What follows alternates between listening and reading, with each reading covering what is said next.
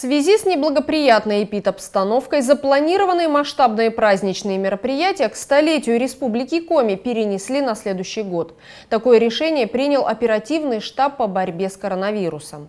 Менее крупные программы, разрешенные указом, будут проводиться с соблюдением санитарных правил. На заседании принято очень важное решение. Оно связано с проведением праздничных мероприятий, посвященных столетнему юбилею республики.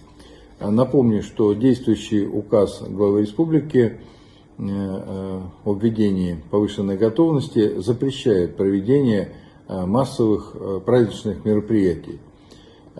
У нас в программе столетнего юбилея действительно очень много именно таких массовых мероприятий, связанных с шествиями, гуляниями, массовыми большими концертами, салютами и так далее. Поэтому принято решение единогласно оперативным штабом перенести эти мероприятия на 2022 год.